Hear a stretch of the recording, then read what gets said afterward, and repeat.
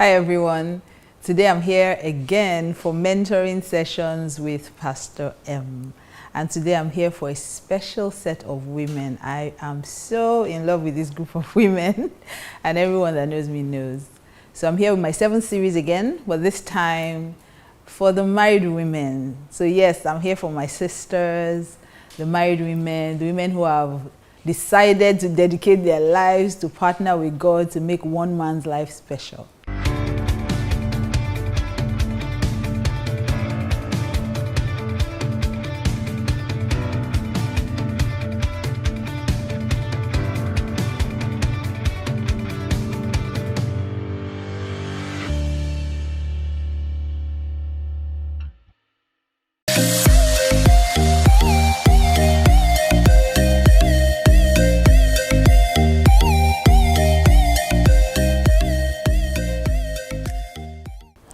So today I'm still going to be talking about mistakes that we make, but this time 7 mistakes that married women make. Let me do a disclaimer. Everything I'm going to say to you today is going to be said from a place of love. I'm with you. I feel you. I know what you're going through. I know the decisions you've made. So everything I say, please don't be angry. Just take what you need to take, and let's still be friends after this. Okay, so I'm going to start with number 1. Number 1 is thinking that you are the project. Yes, so the first mistake that married women make is thinking that we are the project. Thinking that you are the project. That's the very first mistake. And I can't really blame you, to be honest. Some of these things, even if I speak in the third person, realize that I'm also talking about myself. I can't really blame you. Some of these things are mistakes I also made. So I understand what it's like to get married and think that, you know, everything is going to be about you, because I mean from the beginning, the man chased you, you felt like a princess, he did everything, you know, you made it difficult sometimes, he'll call, you won't pick your call, you know, you're doing shakara, you know, you're literally just posing for him, and he's doing all the chasing, he's taking you out to dinner, he's sending you love notes, he's doing everything he can to get you. Then of course the wedding day, you know, the whole planning process, everybody's, you know, gushing about you, especially when you got your ring. All of a sudden your left hand was the only hand you had anymore, so hair is you know, all of us had that fake hair, we're always flicking and people asking us questions when that. So from the engagement to the wedding day, in fact even the way you walked into the church, when he came in, nobody knows, when you walk into the church, pastor would say, can we just rise, as the bride walks in with her dad, and you're feeling like a queen, you know. And then you get home, God doesn't have time for you anymore, he doesn't call you anymore. Everything just suddenly stops, and it can be very infuriating, because that's where a lot of women start to complain. All the things you did before we got married, you don't do them anymore. Listen to me, listen, my darling, you are not the project. Men are project driven, most men, okay, most men are project driven. So the reason why he was so invested when he was chasing you and everything is because you were the project. So now he has moved on to other projects. He's moved on to making money, he's moved on to getting a promotion at work, he's moved on to having babies, providing for the babies, building his house. There are many other projects. You were just one of the projects. He has achieved that project, he has ticked that box off, and he has moved on. I know it's hard to hear, but it's the truth. Now, there's a solution. There's something you can do to make sure that you still have a happy marriage. And that is, you need to quit nagging about, you don't call me anymore, you don't check up on me anymore, you don't tell me I'm beautiful, and join him in achieving his other projects. If you want to stay relevant in a man's life, you have to be in his face. Okay? So if you know that he has other projects, things he's dreaming about, he wants to build his house, you need to help. Okay, that's what you are here for. Bible says that Adam had work, then God sent the woman to be a helpmeet. He needed a helper that was suitable for him and adaptable to him, a helper that was comparable to him. So if you want to stop that, or rather solve that problem of feeling like, oh, my husband doesn't pay attention to me anymore, then get interested in the things he's interested in. Join him in achieving the next project, okay? So the first mistake we make is thinking we're the project, that the world revolves around us, that marriage is going to be about us. Listen, marriage is never about what you can get. It's always about what you can give. So when God made woman, he never said, I'm making the woman so she can go and enjoy. That's a byproduct. Of course, you're expected to enjoy your marriage. Of course, your husband is supposed to be a blessing to you. Of course, your husband is supposed to spoil you when he has a chance to. But thinking that you are the sole reason why marriage was set up is going to be a huge disappointment for you. If anything, it can cause you to even get depressed. So you are not the project. Deal with it. Stop acting like you are. Okay, and help him achieve his other projects. So that's the first mistake married women make, thinking that they're the project, that the world revolves around them, that everything should be about them. Move on, okay? Give your husband a break. He has other dreams, he has other goals. You were just one, maybe the major one that should help him achieve all the others, okay? So number 2 mistake that married women always make, like I said, remember, I'm on your side. I am totally on your side. So please don't tune off, because these days I hear a lot of women complain, everything is about women, everything is about women. The truth is, if you sit there and say everything is about women, what about men? Nothing's going to be done. The Bible says that your own obedience must be complete before you can avenge disobedience. So if you go to God and say, my husband is not doing this, God's going to say, what about you? You know, one of the things God taught me this a long time ago. I read the story of where Jesus was talking to Peter and was telling him that when you get older, you would be held by the hand and you would die. And, you know, Jesus was describing how Peter was going to die and how he was going to suffer death. And Peter said to Jesus, he looked at Jesus and he saw the Apostle John, the disciple Jesus loved, you know, sitting beside Jesus, and he said, what about him? And Jesus didn't say, this one is going to die. Like, no, Jesus said, what is it to you? What's your business? You follow me.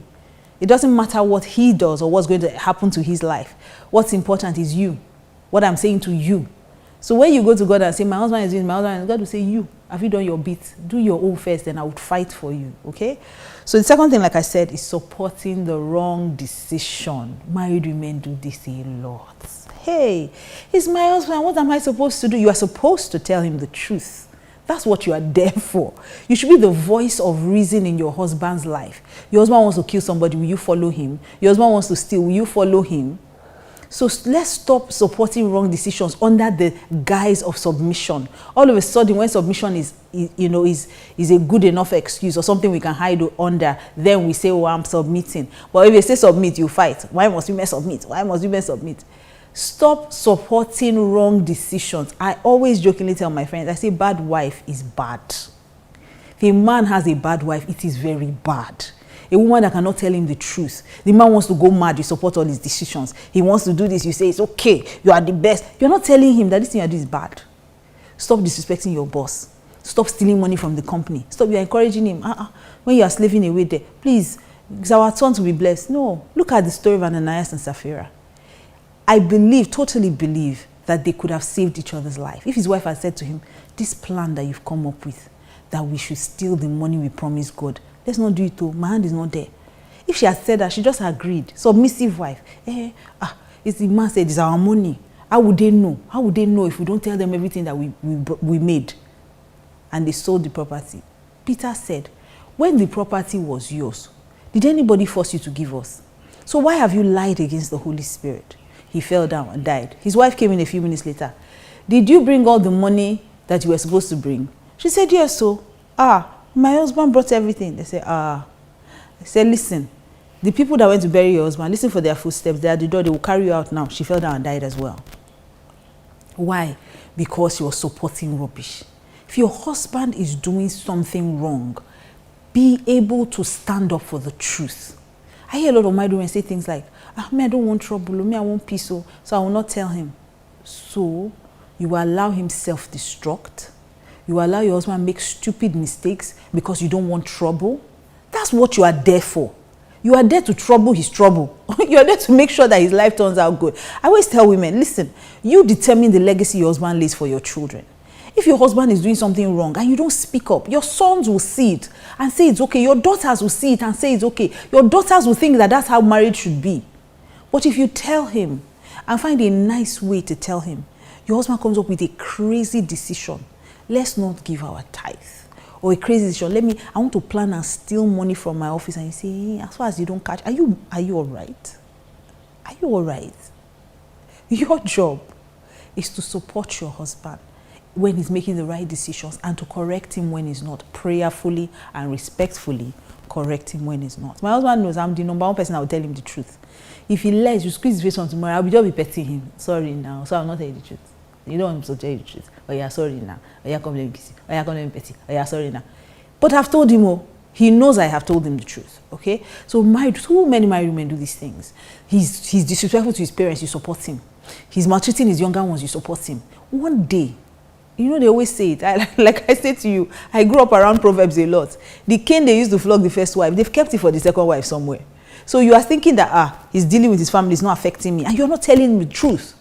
That he's disrespectful, that he's rude, that he's a baby, that everybody around him in the office is complaining. When he gets home, you tell him, say, no, they are the problem. How can everybody be a problem except him? You need to tell him the truth. So you're not correcting all these things. And tomorrow, when he decides to use those things on you, you start complaining. No, it doesn't work that way. It doesn't work that way. It does not work that way. So whatever you are encouraging and enabling, just remember that one day will fall on your side. So as married women, we must make sure that we tell our husbands the truth. We must be the voice of reason. Like I said, you must be respectful, you must be prayerful, but you must always speak up for the truth. You must always, always speak up for the truth. So don't support your husband when he's doing the wrong thing. The third mistake that married women make is the mistake of familiarity. Hey, and this one, everybody is guilty, even me. Let me tell you the truth now. Even me. And you know why? It's so easy to fall into that sin of familiarity or that mistake, because you are the one person that sees your husband at his lowest, when he's in his boxers, when he has not brushed his teeth, when he has not had a bath. So he can be a king outside, but when he comes, he's just a boy. You know, just a boy. So you've seen him at his weakest, when he's sick and is crying like a baby, or when you've seen him at every single point, as in, like Nigerians will say, that's not to see finish. You know, and that's exactly what happens. A lot of times, because you've been married to this man for a while, you've seen every side to him, then you forget that you should honor him as your king and as your husband. So you speak to him anyhow, he annoys you, shout at him, things you would probably not do before you got married. When you get married, you say, what? I've been managing it since, so I can't take it anymore. No, it's a huge mistake. You know why? Because respect is one of the major needs of every man. Every single man needs respect. Every man wants to be the king of his castle. And the truth is, the king must be venerated. He must be worshipped. Anytime, every single man that I know, every single man wants to be king of his castle. So you can't tell a man in his own house, you just come and you're shouting at him, screaming at him. Every man wants to be treated like a king. And I've learned that if you treat a man like a king, he will treat you like a queen. So most times, because we feel that this man, I've lived with him since I know him, I can talk to him, we forget that God is the one watching when it comes to marriage. Let me give you an example. When I learned this lesson early in marriage. My husband did something, I think it was the first year. Yeah, must have been the first year of our marriage. My husband did something, can't remember what it was, but it mustn't have been anything too serious. But I was upset. So I went to my prayer room and I was praying. Okay, let me be honest. I was supposed to be praying. I was complaining. So I was there complaining. God, I'm not going to take this. And I don't know if it was the first time. Maybe the first time in our marriage, I literally heard the audible voice of God. How dare you? How dare you? It's because I gave you my son. I ran out, I've told this story many times. I ran out of the bedroom like somebody was chasing me. I'm like, what? It's like, you must treat him with honor. Do you understand, first of all, that this is your man of God? I said, okay, see why I don't want to marry pastor. I don't like problem. But I learned over time that no matter how angry I am with my husband, he can attest to this. No matter how angry I am with my husband, I must first treat him with honor and with respect. I have never, in the 15 years we've been married, I have never raised my voice at him. Has he done things that have annoyed me? Yes. Has he done things that make me even want to disrespect him? Of course. Has he made things that make me want to humiliate him? Are you kidding me? If you're a married woman, you know that you've experienced every side to a man. There are times where you just want to just press him and let him just press him, you know. They can very annoying, to be honest. I can't lie to you. And the truth is that even though he's all these things, he's still my head. He's still my pastor. I tell women every time, you must learn to respect your husband the same way you would respect your pastor. A lot of women who, I'm talking Christian women now, you know, a lot of Christian women respect their pastors. No matter what the pastor says, they will say, yes, sir. They will kneel down, yes, sir. Oh, yes, sir. They will, you know, literally be bowing and, you know, literally almost worshiping the pastor. Meanwhile, when you get home, your husband says something, you shout at him disrespectfully that what? You are talking. But this is your own pastor at home. You know, so the same way you would honor your pastor, you should honor your husband the same way. Same way you honor your father, you honor your husband the same way. My husband is my pastor, so some other women have it easy. When you're angry with your husband, you can literally scream at him. I dare not. He's my pastor, first of all, before he's my husband. So I try very hard not to forget that. Even in the Bible, there's this story that should keep all of us on our toes. The story of Esther doesn't start from Esther. It starts from a queen called Vashti. Now, Queen Vashti was married to the king, and the king was in charge of all the nations in the east. He was such a great king, King Ahasuerus. He was such a great king. And so he was throwing a banquet, and he had thrown his banquet for days, months, you know. So his wife too was throwing her own banquet. I mean, she was a queen in her own right. So in her palace, she was hosting her own parties. And then the king sent for her. And she sent a message back to him that she's not coming. At first, I read that story the way everyone reads the story. I just read it and she said she's not coming. The king got angry and said, oh, he wants another. And then the wise men advised him, get another wife, banish Vashti, because if other women see that they can treat the king like that, they will all think they can treat their husbands like that. So the king banished her, and after a while he was sad he did, but he wanted a new wife. They just said, let's bring Esther, and Esther replaced Vashti. I've read that story many times, and I read it in favor of Esther, that God just wanted favor of Esther. Listen, if Vashti did not misbehave, there would be no position for Esther.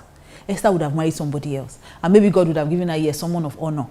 But Vashti misbehaved. Vashti, it was this, you know, that familiarity. She too had gotten to the point where me too, I'm a queen. The king is sending for me too, I'm a queen, so I can decide. No. The king made up his mind at that point to replace her. So your husband may not replace you by marrying another wife, but he may replace you in his heart. So he's not talking to you about very important things. He's not talking to you about sensitive things. You now notice that he's talking more to his friends. He's talking to his brothers. He's talking to his siblings. He's talking to his extended other family members, but he's not talking to you. Check your heart. If you have been treating him with disrespect, a man will simply log out. If he's even a good man, he might not marry someone else. I know some evil men that will just move on. They will Vashti you, banish you, and go and look for an Esther, one small fine girl that they can just replace you with. I'm trusting God that your husband is not that kind. But I'm talking about men who are even Christian and godly. They will just log out. They say anything they want to tell you, shout at them, talk to them anyhow. Men hate disrespect. And that is the mistake married women make. They disrespect their husbands constantly. No matter how annoying your husband is, no matter what you want to tell him, there must be a way you can tell him respectfully and prayerfully. Okay. So the next mistake that married women make. This one, we're all guilty. So I'm going to look at myself as I'm looking at you. Okay. The next one, number 4. Not taking care of ourselves. Let me speak in the verse. Not taking care of ourselves. Married women are the most guilty of this. Not taking care of yourself. Now, this thing is on 2 levels. First of all, not taking care of your looks. And the truth is that men are moved by what they see. You know, God gave us expo. When Samuel went to anoint David, when he got there, he saw the first one. I said, this one is tall, he looks the part. This must be the one I will anoint king. God said, it's not the one. He said, men look on the outward. He said, I look on the heart. Listen, God gave us expo. Men look on the outward. Though. Men are not God. God may look inside and say, oh, my daughter has such a kind heart, a gentle spirit. Men are into packaging. Men are into seeing what's on the outside before they look inside. They must first be attractive to them. Men are moved by what they see. They are not God. It's God who looks at the heart. A man looks at the outward appearance. A lot of women get married and relax. They say, oh, he has married me. Before he got married to you, put in your lashes, your makeup is always on fleek, everything on point. You're doing your hair every 2 weeks. Now, since he got married to you, you've been wearing hairnet, and that hair you've been carrying for 6 weeks, you've not washed it once. You are smelling of sweat, and he's just pretending like he's not smelling. You are smelling. If you need to smell your hair, say, honey, is my hair smelling? If you ask your husband, smelling, I'm telling you, he can't tell you smelling, but it's smelling. Wash your hair. Even if you're wearing a wig, please, the hair under the wig. We can't see the tracks anymore. The tracks for the cornrow. Everything has merged together. It's no longer cornrows. It's now farmland, grassland. I don't even know what else to call it. That has merged. The hair you are not doing, you're not washing your hair. By 3 p.m. you have not brushed your teeth since morning. You're walking about with wrapper on your chest. Help him. I know your husband is born again. Oh, my husband is born again. My husband can never cheat on me. Thank you. But must he be under punishment? Thank you that he will not cheat on you, but can't you make it easy for him not to cheat on you? Can't you help the man? So especially in this recent lockdown, it has been amazing. I did a Zoom call with married women weeks ago, and I asked everyone to come put their cameras on. I almost passed on. I said, wait. Is this what the men are seeing? Ladies, wash your hair today. Please help me put on makeup. I started screaming. They were laughing. They said, Pastor, you was coming. I was like, you cannot see yourselves. Can you see yourselves? No, you've not had your bath. You've not combed your hair. You're all wearing shower cap. Some of you have face masks on. Some of you have, not face masks, facial masks. No? So the Shelly, Nixodem, you rub all those things up, you're white and you're walking about everywhere. You've not brushed your teeth in the afternoon. You're walking about. You are smelling. And the man not saying anything because he knows that if he says it now, you will nag, you will cry. He doesn't want trouble. So he's keeping quiet. But me, I am ready for your trouble. Go have your bath. Stand up from watching this thing. Yes. Pause it. I'll come back. I'll be here. Pause me.